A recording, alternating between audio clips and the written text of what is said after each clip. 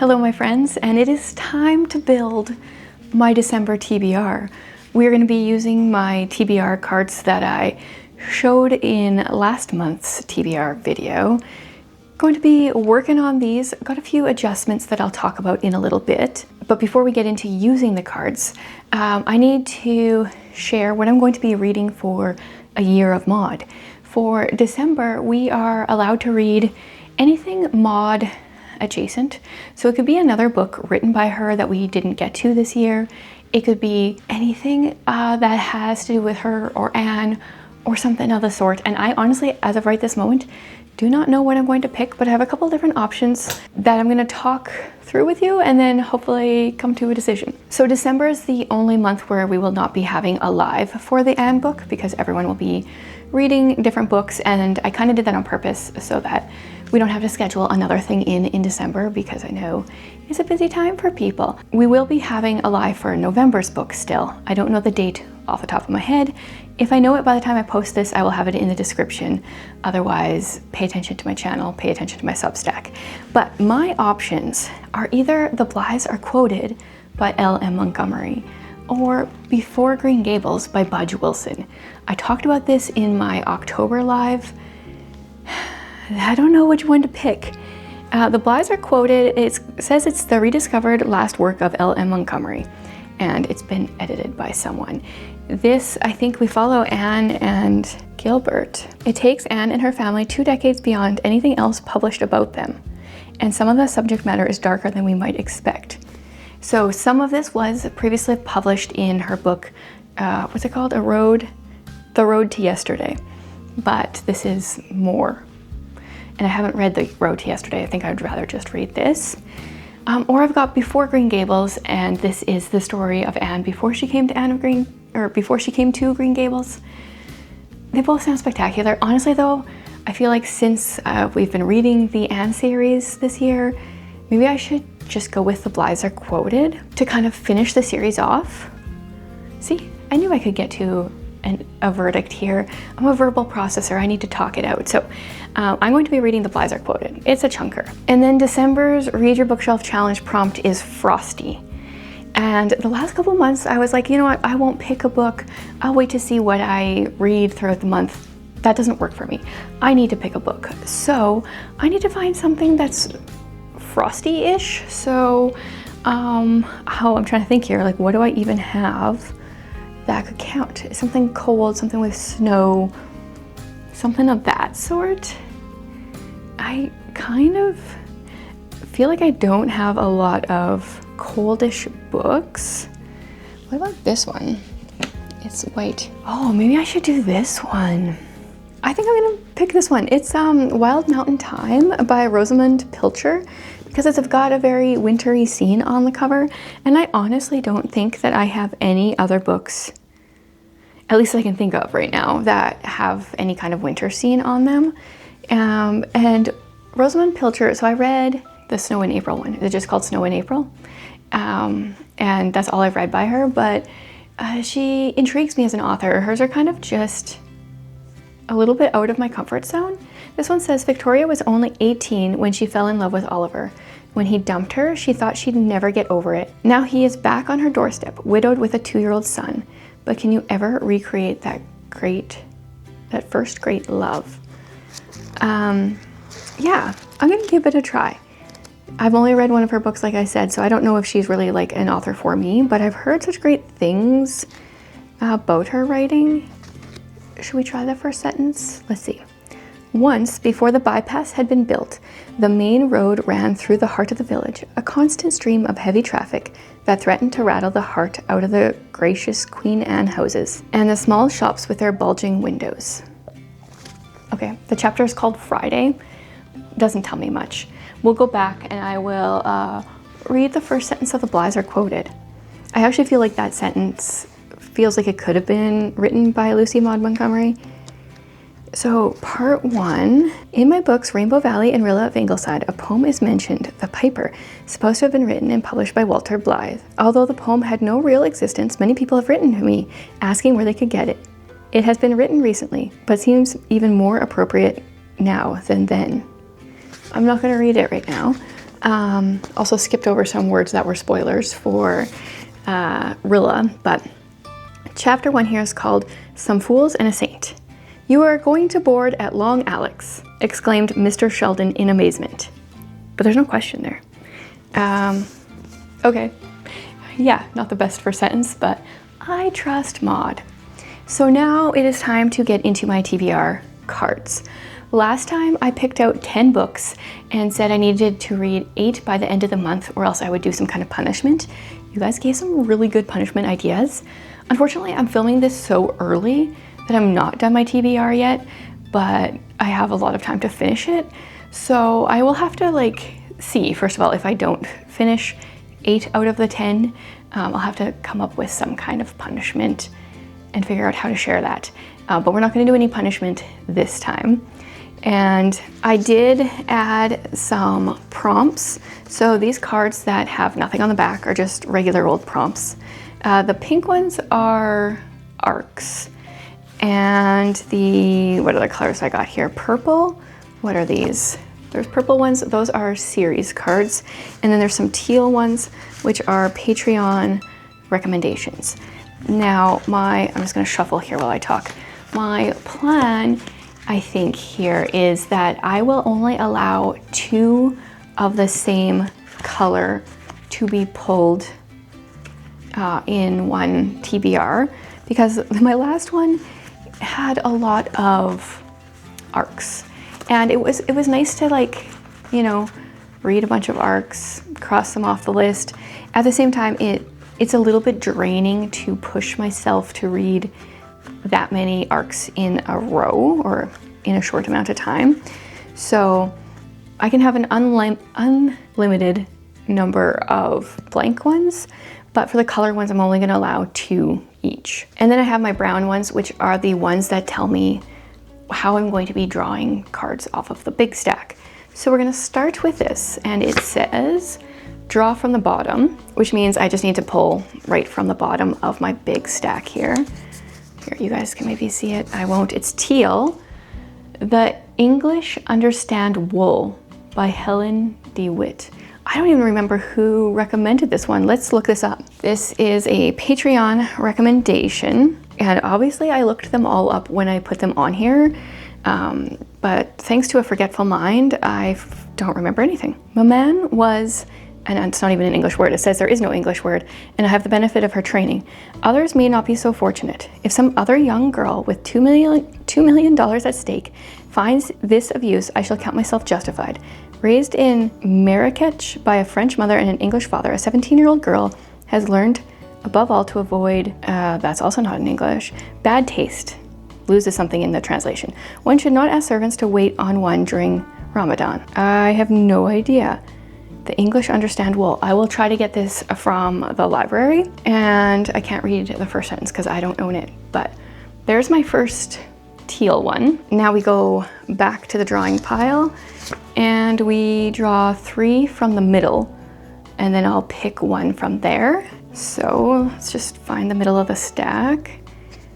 1, 2, 3. I think that's 3. This one has won an award, so I could find a book for that. Oh, this one's a series. It's the Vera Wong series. And let your pet pick your next read. I don't know where Tolkien is right now, so he's out of the drawing. Sorry, kitty. I could either do has won an award, or I could do Vera Wong.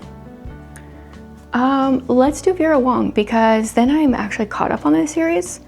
I don't even know if there's going to be a 3rd book or not, but it would be nice to be caught up. I do not have a physical copy of this, but I do have the ebook, Vera Wong's Guide to Snooping on a Dead Man. Always got such great titles here. She reminds me so much of Mrs. Pollifax. If you've enjoyed one, check out the other. They're not quite the same, but definitely similarities. Ever since a man was found dead in Vera's tea house, life has been good. For Vera, that is. Probably not for the man that was dead. She's surrounded by loved ones. Her shop is bustling, and best of all, her son, Tilly, has a girlfriend. All thanks to Vera, because Tilly's girlfriend is, Tilly's girlfriend is none other than, I'm not sure if that's like spoilery for, book 1, so I'll just won't say. Vera wishes more dead bodies would pop up in her shop, but one mustn't be ungrateful, even if one is slightly bored. Then Vera comes across a distressed young woman who is obviously in need of her kindly guidance. The young woman is looking for a missing friend. Fortunately, while cat-sitting at Tilly's, Vera finds a file about the death of an influencer. I'm trying to like skip over things that might be spoilers, so if that kind of doesn't make a whole lot of sense, it's because I don't want to ruin things. Let's find this first sentence. Vera Wong should be having the time of her life. Okay, that sounds like Vera.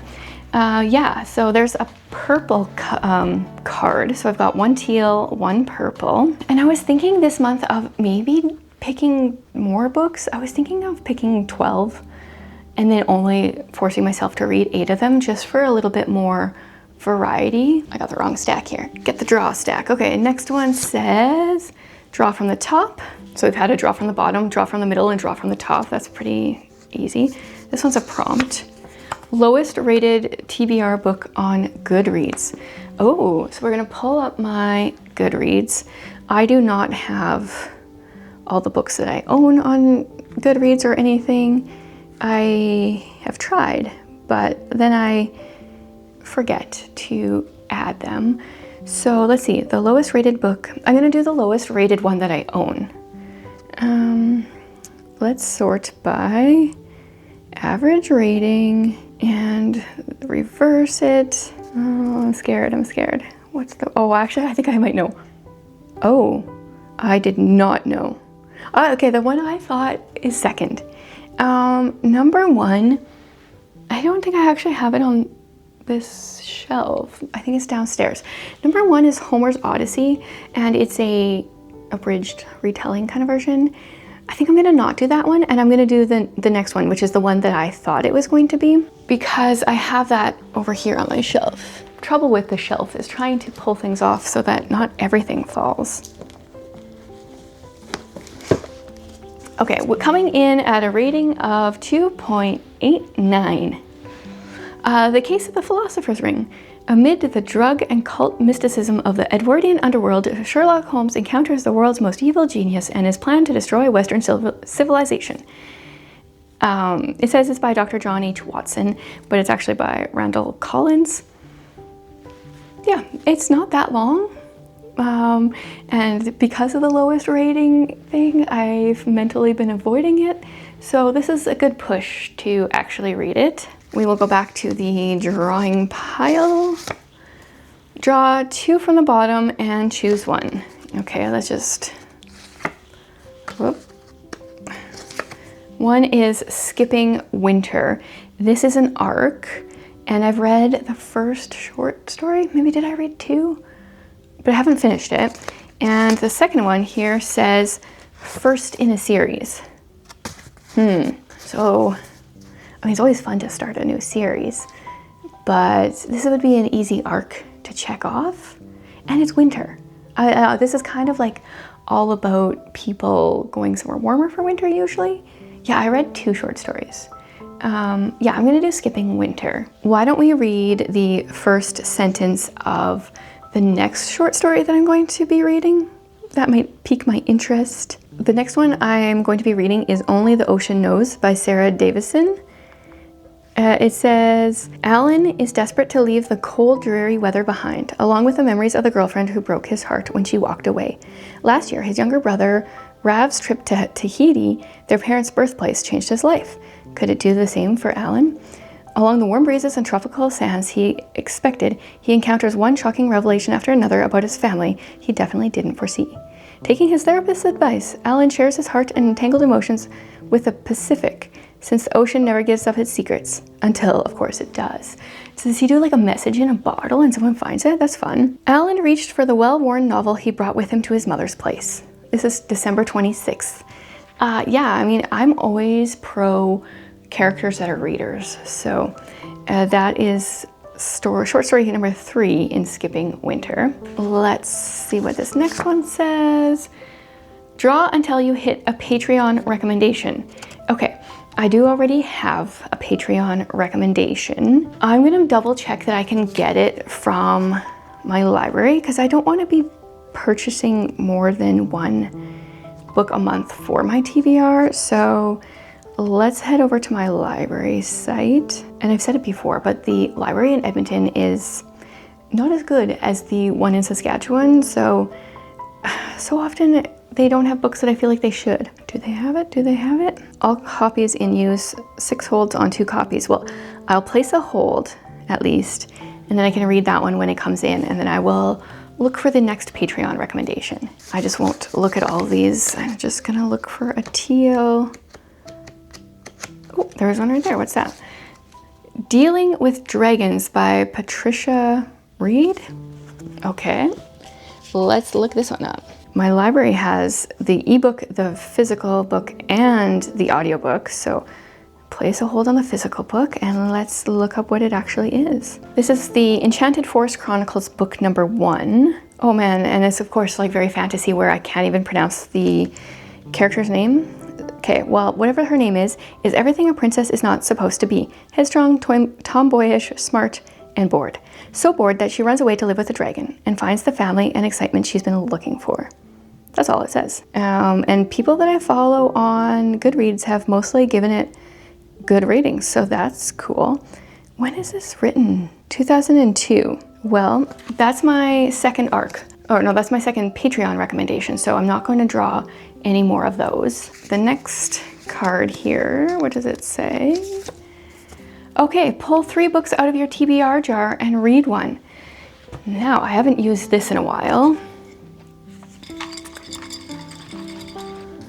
And I haven't pulled out the books after I've read them, so there's a chance that as I pull books out, I will maybe have read them already. And the colors mean things, but I don't remember off the top of my head what they mean. So one of them here is The Alliance. Okay, I'll pull out the book soon. Let's just draw these first. That one's a dystopian book. Oh, nope. The Three Musketeers. Not happening. Not happening. Now is not the time. One more. Let's go all the way to the bottom.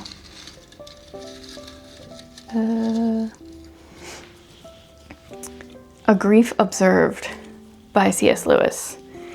Okay. Well, interesting. I feel like, to me, the obvious one is to read The Alliance. I don't know, A Grief Observed, I'm not in the mood for that for sure.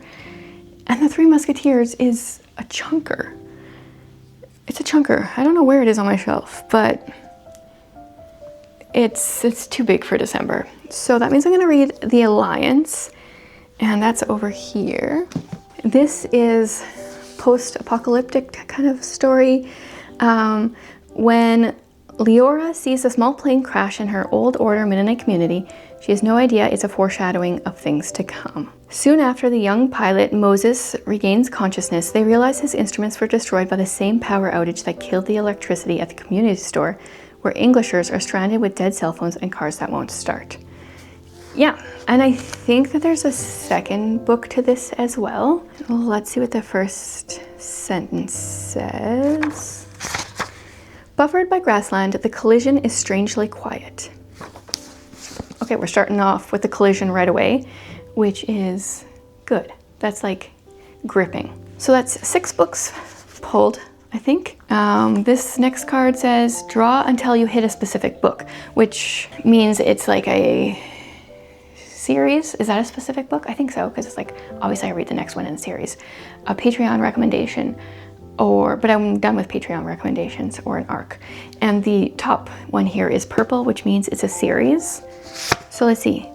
The Secrets of Ormdale. This actually works out perfectly because I have a free trial of Kobo Plus right now, and her books are on Kobo Plus, and I'm on book 4, I think. I have to look it up. I can't remember what the books are all called here. Yeah, I think I'm on book 4, and it's called City of Serpents. Yeah, it's book 4. It's like Victorian, kind of gothic fantasy where our main character is a clergyman's daughter. She's a writer by trade, but like only a couple people know, and she kind of comes across dragons, that they do exist. So I don't really want to say much about where I'm at in the series because that would be a lot of spoilers. So that's actually really good. That works out very well.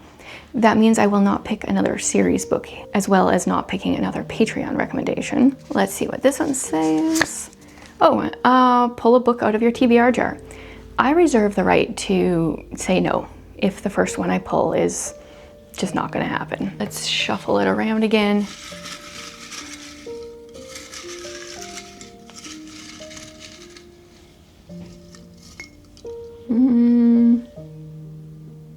Openness Unhindered. That is a non-fiction that I was gifted by Rosaria Butterfield. She didn't gift it to me. The book is by her. Further Thoughts of an Unlikely Convert on Sexual Identity and Union with Christ. I read her popular one that I think was actually written, The Gospel Comes with a House Key. I think that one was written after this. Dr. Butterfield not only goes into great lengths to clarify some of today's key controversies, she also traces her history and defines the terms that have become commonplace today. Okay, yep, we will do this one. So that's 8 books plus the 2 for my reading challenges. Yeah, let's keep going here. Shuffle and pick from the middle of the deck. So we'll shuffle these up a bit. Whoop.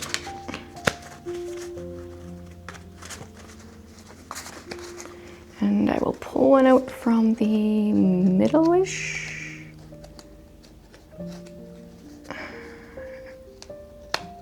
Is that the middle? Yep, let's do this one, whatever this is.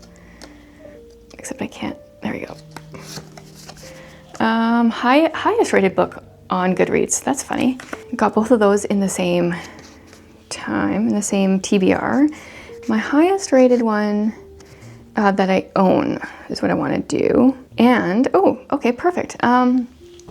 It is a second book in a series, and I thought it was over there, and I don't see it. Oh, it's over here now. This is the thing. When I do videos, books get moved around. Mantles of Oak and Iron. This is book 2 in a series. Series books are usually higher rated. This is by Janelle Leanne Schmidt. The series is called The Turum Archive. And book 1, we followed 2 teenage boys, older teens. They were going kind of away to university, but their airship got attacked by pirates. And they took an old wizard with them. And now it's been a while since I read it, but I definitely should read the next book. So that's a good one. Okay, let's just do one more. We'll do one more. Shuffle and pick the second card. So let's shuffle these around. It's card number 1, move out of the way. Card number 2 has an animal on the cover. Okay, has an animal on the cover. I kind of want to pick like a book off of, probably can't really see it here, but I have my library TBR cart there.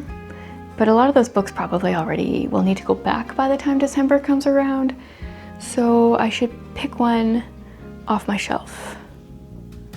Has an animal on the cover. Well, I could do, you know what, yes, because we talked about this for the Read Your Bookshelf Challenge. Caleb and Kit is one I've been avoiding. It has a bird on the cover. A bird is an animal. This is a middle grade book that my daughter has been wanting me to read for so long. It's about a 12-year-old Caleb. He is shorter, frailer, and more protected than most kids his age. He tries not to let cystic fibrosis define him, but it can be hard with an overprotective mom and a perfect big brother. And I don't know if she still is, but my daughter definitely had a time where she was like obsessed with learning about cystic fibrosis and reading books that had to do with it. Chapter 1, Kit said we were destined to meet, but I really was just going for a walk. So I'm going to add that to my stack. And then I think I'm going to stop there because December will be busy and I want to make sure that I don't need to punish myself for not getting to books. I think Yeah, I need to get to 8 of them. I think that's a good number. And then if I don't in November, punishments will just come raining down. So stay tuned and we will see if that happens. I feel like this is a very broad assortment of books now that I'm kind of like looking at them here. I've got this stack plus my series books and ARCs and Patreon recommendations that I don't have physical copies for. So December, gonna be reading very widely, I think. Let me know if you have read any of these, if there's any you're curious about. Always love to chat about books with you.